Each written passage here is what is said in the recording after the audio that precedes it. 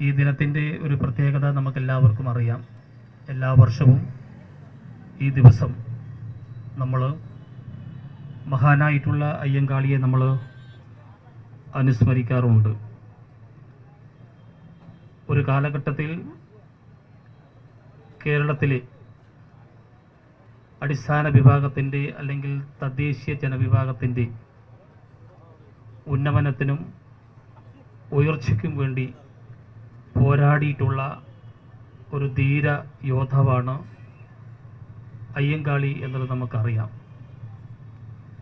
അതാണ് ഈ ദിനത്തിൻ്റെ ഏറ്റവും ഒരു പ്രത്യേകത എന്ന് പറയുന്നത്. പാവപ്പെട്ട ആദിവാസി സമൂഹത്തിന് അല്ലെങ്കിൽ തദ്ദേശീയ ജനവിഭാഗത്തിന് വഴി നടക്കാൻ പോലും പറ്റാത്ത ഒരു സാഹചര്യം, വിദ്യാഭ്യാസം ലഭിക്കാത്ത ഒരു സാഹചര്യം, ക്ഷേത്രത്തിൽ പോകാൻ പറ്റാത്ത ഒരു സാഹചര്യം, ഇങ്ങനെയുള്ള ഒരു ഇരുണ്ട ഒരു കാലഘട്ടമായിരുന്നു അദ്ദേഹത്തിൻ്റെ ജീവിതകാലത്ത് ഉണ്ടായിരുന്നത്. പക്ഷേ അദ്ദേഹം ഈ കാര്യങ്ങളൊക്കെ മനസ്സിലാക്കി ഞാൻ ഉൾക്കൊള്ളുന്ന വിഭാഗത്തിന് മറ്റ് സമൂഹത്തിന് ലഭിക്കുന്ന എല്ലാ തരത്തിലുമുള്ള സ്വാതന്ത്ര്യവും ലഭിക്കണമെന്ന് ആഗ്രഹിച്ചിരുന്നു. അതാണ് അദ്ദേഹത്തിൻ്റെ ഏറ്റവും വലിയ ഒരു സന്ദേശം എന്ന് പറയുന്നത്. അതിനുവേണ്ടി വിദ്യാഭ്യാസം വളരെ പ്രധാനപ്പെട്ട ഒരു ഘടകമാണ്.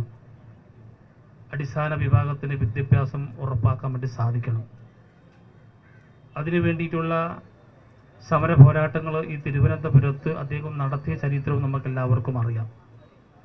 അങ്ങനെ ഒരുപാട് കാര്യങ്ങൾ അദ്ദേഹത്തിൻ്റെ ചരിത്രപരമായിട്ടുള്ള പോരാട്ടങ്ങൾ മനസ്സിലാക്കിയിട്ടുള്ള നമുക്കെല്ലാവർക്കും അറിയാം. അതുകൊണ്ട് ഞാൻ അതിൻ്റെ ഒരു കാര്യത്തിലേക്ക് കൂടുതൽ ഞാൻ പറയാൻ ഉദ്ദേശിക്കുന്നില്ല.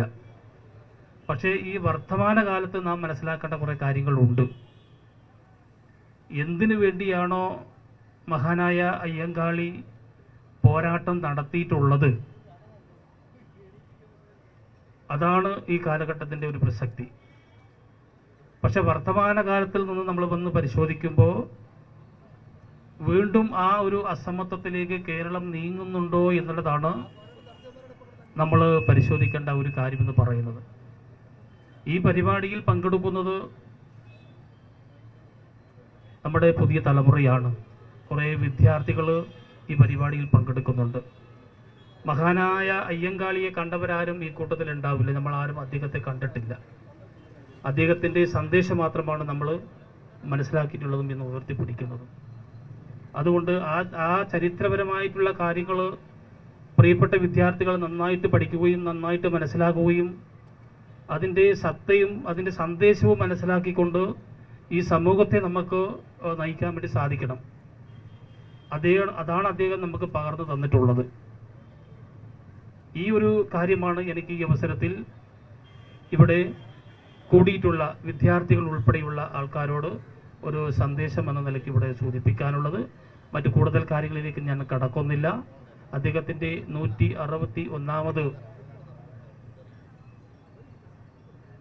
ജയന്തി എന്ന് നമ്മൾ പറയുമ്പോൾ 161 വർഷം കഴിഞ്ഞു. ചെറിയ ഒരു വർഷമല്ല നമ്മുടെ മുമ്പിൽ കടന്നു പോയിട്ടുള്ളത്.